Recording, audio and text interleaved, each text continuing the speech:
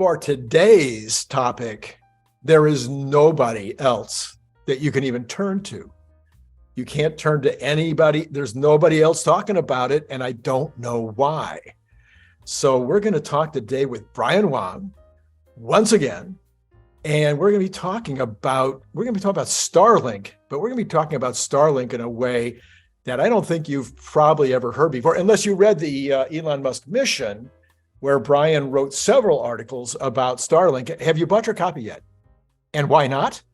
Okay, anyway. So if you like having Brian on, please hit like. If you haven't subscribed yet, hit subscribe. If you want to make sure that you're never missing a single episode where Brian is the interviewee, hit notify. And then Brian has this amazing science blog. You need to be going over there to nextbigfuture.com and following him on Patreon as well as me. And then that's all that we have to say about all that. Let's get into the subject matter at hand. Brian, I know that you are sitting there with bated breath. You just can't wait for the day when the Starlink IPO comes out. Do I have that right? Yeah. That'll be huge. Yes, I have some shares via what's called a special purpose vehicle.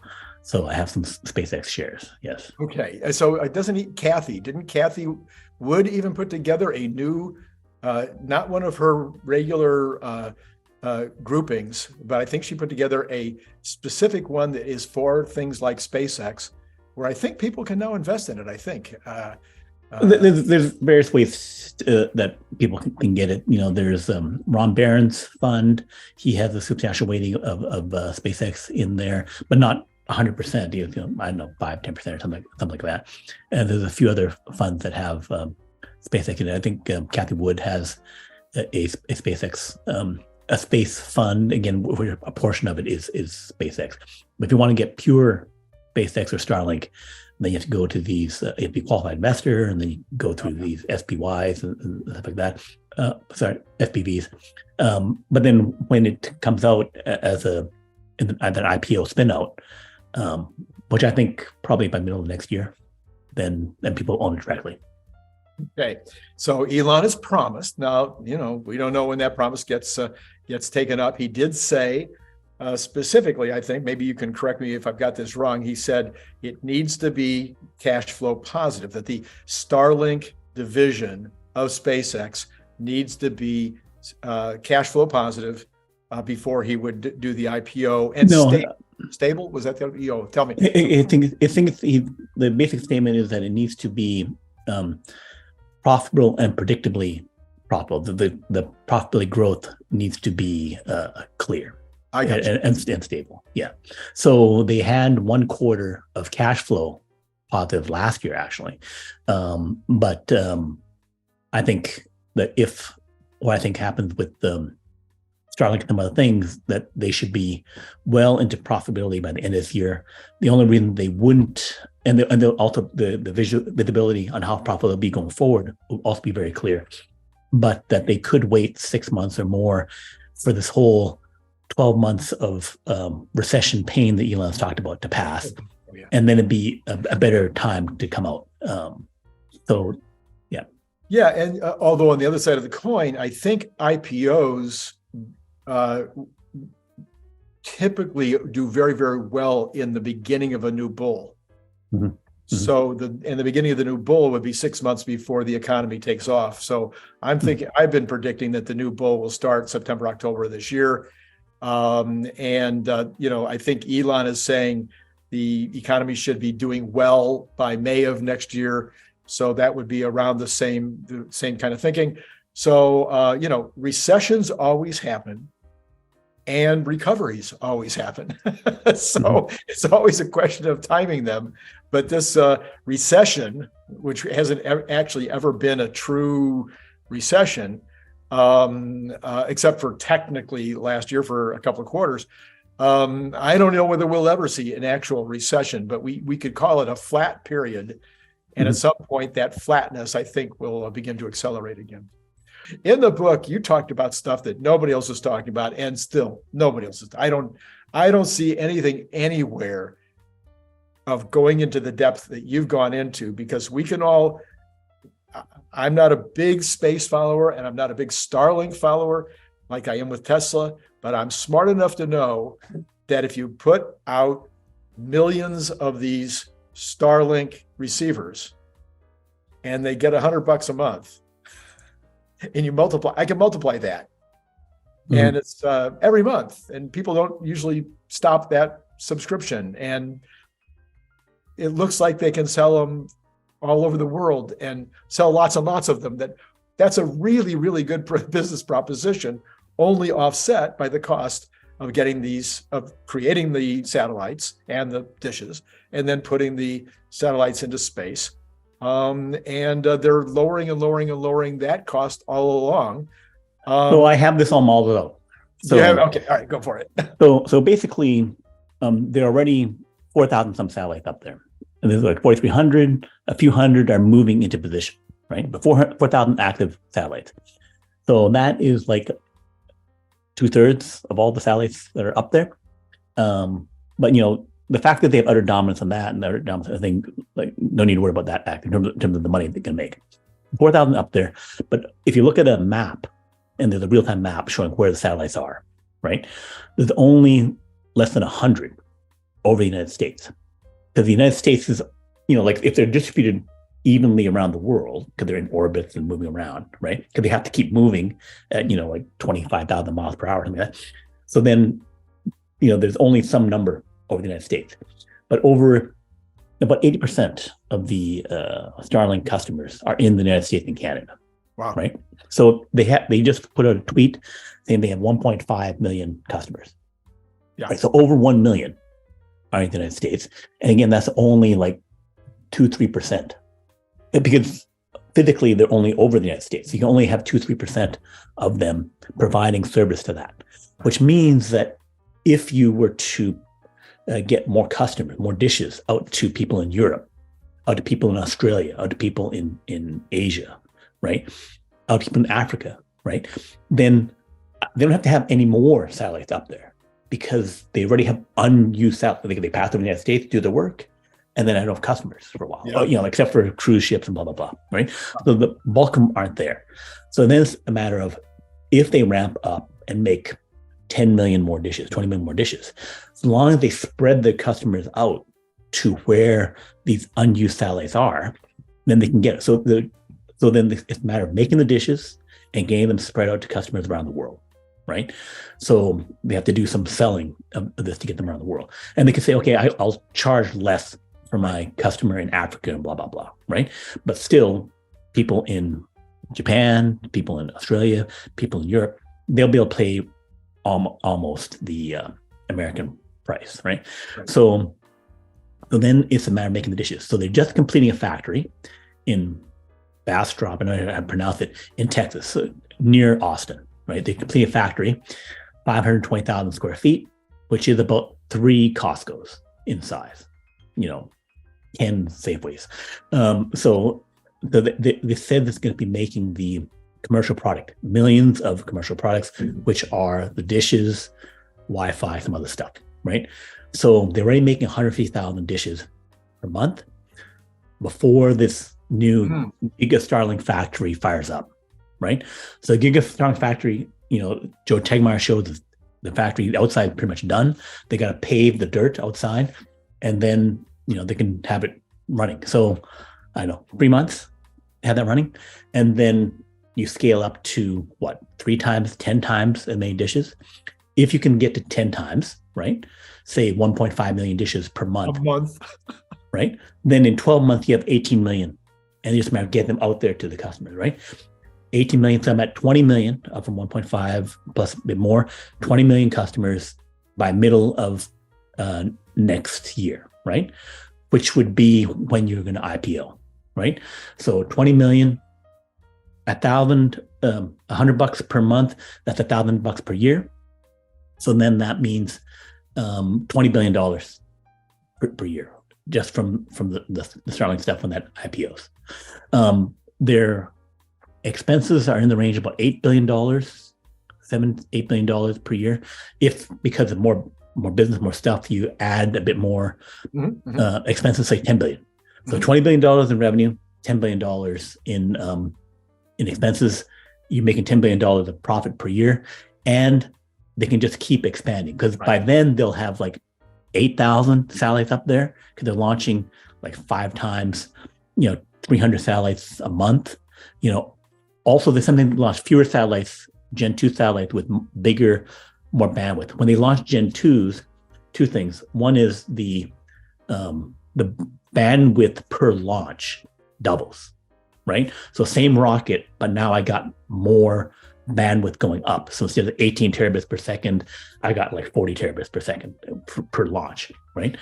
The other thing is that the Gen 2 satellites have bigger phased array antennas, which lets you communicate directly to a cell phone unmodified, right? But it'd be a slower speed, but it's still, they did a deal with T-Mobile. They did a deal with a New Zealand cell phone company. They did a deal with Rogers Cable in Canada to do this, where they say, okay, we'll give you some bandwidth, and then we're going to split universal text and voice. Because the communication speed is about 1G, 2G, which is about the old 30 years ago, 2400 baud rate thing, right? So that will also be huge money for them. If you get like 100 million people doing that at $10 a month, and SpaceX gets Starlink gets $5 a month of that, that's another $60. If you want to do easier calculations, I'm assuming it's $100 a year. So then 100 million people times $100 per year, another $10 billion, right? So that's rapidly big money. And then the other big revenue source that other people aren't talking about is something called Starshield. So you go to the SpaceX site, there's something called Starshield, which is they're providing service to military. So remember a few months ago, there was a big thing about, we're providing Starlinks to Ukraine, right? To help them get communications for the war. So they gave them 20,000 Starlinks in a few months, right? And they were able to, the Russians wanted to hack those things badly. There was like a lot of Russian hackers, they're good programmers, good hackers, could not do it because the SpaceX team, Starlink team, would change the software, do operating system firmware updates faster than the hackers could hack them, right? The head of cybersecurity for the Pentagon said, wow, that was impressive. He went to a conference and says, that was impressive. We got to do something like that. So then they fired up Starship. So instead of the Pentagon saying, let's fire up our own division, do, of course, just say SpaceX, Starlink, provide this stuff for us, which is thus Starshield. So I think that the business premium Starlink is $500 a month. That's just regular business premium. Right. If you have secure military government grade thing, it'd be $1,000 a month, right? $1,000 a month. Because you also need to roll out some other stuff along with it, not just the Southern dishes. And they'll do more than 20,000, right? Because if you add up how many people are on the FBI, CIA, sure. National Security Agency, Pentagon, some military stuff, they'll sell 200,000. EV probably 500,000, right? So 500,000 times $10,000 a year, right? Then that's $50 billion, right? And also in the Starshield thing, they talk about modular satellites, which mean they'll also get into imaging spy satellites and other stuff like that. So there's a bunch of other non-communication satellite stuff coming, but just the communication side, Starshield, secure communications, regular Starlink, high speed, low speed to direct to cell phone. I see them getting on the order of 20% of communications globally, right? That's kind of like down the road, right? But by year after next, if you get up to that 500,000 Starshield people, you get to 50 million, 100 million people on Starlink, you get to toward 1 billion people on the cell phone communication thing, right. $100 billion, $200 billion. And then the expenses haven't gone up that much to maybe 20 billion, 30 billion, like that. And to put those numbers in perspective, the NASA budget is about $27 billion per year. So they'll be at multiple of that. Space Force has a budget of $30 billion. Okay. So, and then also there's other non-Space Force related military budget stuff, which is also higher, right? And then, but that seems also crazy.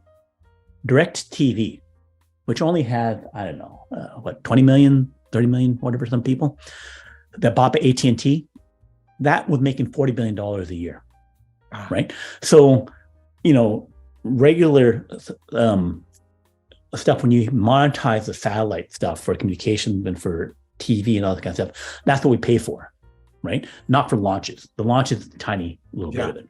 Yeah. So it's all this communication. So them going to 100 million. So if they're 20 billion next year and the clear path to 100, 200 billion, right? Then the IPO and the IPO goes fantastic. So I recall, in addition to airplanes and boats at sea and all that kind of stuff, which they charge more for also, I seem to recall that there's also this business of fast communication for financial companies where they are going to have the laser connection between the satellites so that literally if there's a transaction made in San Francisco, New York gets it like, in a millisecond, because if they get it in 2 milliseconds, somebody else already beat them to the information or so. Do I get that right? Yeah. So I've written about this a few years back and I thought it'd be a bigger thing, but it turns out that other ways for them to make money, this line of relevant. So I think the business internet where they give more guarantees on that, because it involves what's called latency, which is like, how long did it take me to get that first bit of data into it? So latency involves like, how long did it take me to generate the signal? How long did it go to the servers? But also going through the fiber. So going through the fiber is slower than going through vacuum. So light moves faster through vacuum than versus that. So basically it means that even though I'm going 500 miles up, over, and then back 500 miles down, I can make up that 1,000 miles by going 3,000 miles. So any communication, say from LA to New York or beyond, New York to Singapore, New York to London, something like that, will be faster in terms of this latency thing because of the later communications between Starlinks up in orbit, right? So there is $100 million a year microwave transmission between New York and Chicago. Chicago is where they trade the commodities and stuff like that. New York is, of course, where all the brokers are. So this is not high frequency trading. High frequency trading means I'm in the next room. I bought the room beside where the exchange, stock exchange servers are, and I'm skimming off of every microsecond transaction. Right. I have 10,000 brokers in Tokyo trading on the New York exchange, and they want to shave off 10 milliseconds, 20 milliseconds, which if a stock is moving, then, the difference between 0.1 or 0.2 ticks of the clock is, 50 cents, $1. If things are crashing, even more, right? So think of it like it's the Black Friday specials. Right. I'm busting through the door and only the first few people get the Black Friday specials, right? So the super discounted sales for other people around the world where things happen. Black Friday specials let them a deal now, but it used to be a big thing. So that's the thing for the brokers. 10,000 brokers all getting that deal. So that's a huge value. And like I said, New York, Chicago, they paid $100 million a year to have that. So if they have pairs of cities, then this would be a huge value. So then the final one, Brian, I think you and I have already talked about this maybe once before on one of these interviews, is that Elon said, look, I'm only interested, in terms of Starlink satellites, I'm really only interested in people that have really poor connections now, maybe no availability at all, remote areas. And that would be like 1 billion people. It might even be 1.5 billion folks out there, depending on how he may have to lower the price in order to make it affordable. But so bringing the internet to those third world and remote areas would be a great thing to do, as well as really, really profitable. But that as he gets more and more satellites up, at some point, you and I might want, even though I'm in a major city, I might want to have a Starlink also because maybe it's faster and cheaper than what I've got now.